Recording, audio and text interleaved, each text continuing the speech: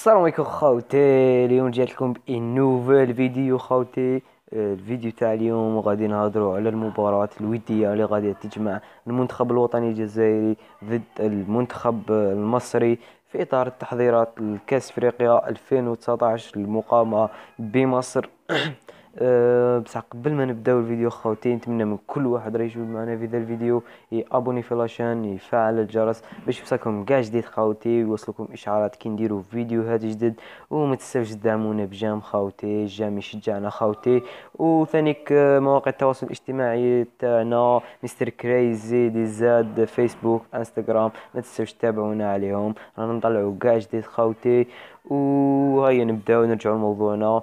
كشفت تقارير إعلامية مصرية اليوم بأن الاتحادية المصرية لكرة القدم بصدد تقديم طلب مباراة ودية مع الخضر قبل كأس إفريقيا، ويريد المنتخب المصري التحضير لكأس إفريقيا من خلال مواجهة المنتخب الجزائري وديا.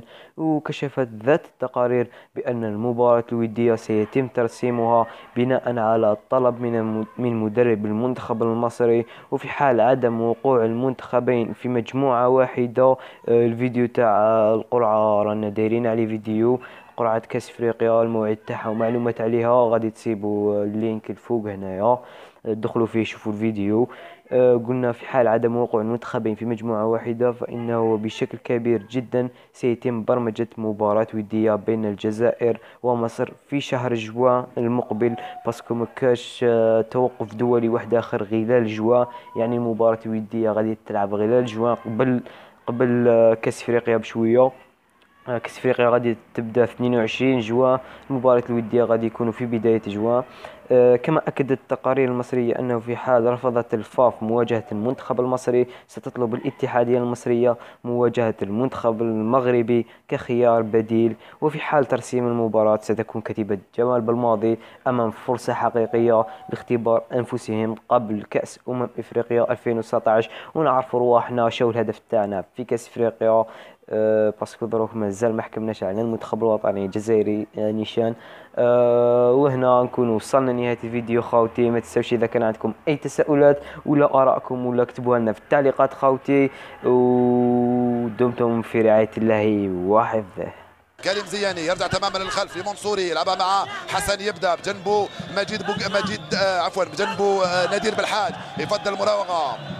رائع يا بالحاج يا نادير عندما تقرر ان تكون رائعا. في الوسط حسن يبدا من هناك على الجهه اليمنى، عوده اللاعبين المصريين الى منطقتهم. مراد مقني يغطي كورته كما ينبغي مع المدافع سيد معوض. روح حسن يبدا، انطلقها مقني، وصلها له حسن، يبدا مع مراد مقني لحسن، يبدا مره ثانيه يتوغل. والتغطيه الدفاعيه ممتازه وفيه تماس. من هناك مجيد بوقرة يتمكن من التفوق بهذه الكره، تروح مباشره لمراد مقني بجنبه حسن، يبدا يوصلها لرفيق صيفي، يغطي كورته كمان. يا رفيق لنادير بالحاج. انطلق نادير بالحاج، يزيد في السرعه، يلحق عليها نادير. هاي نادير وابتزا. لا في خطا. نعم يلعبها بامتياز، ترجع له مره اخرى محمدي. هاي صعبه. لا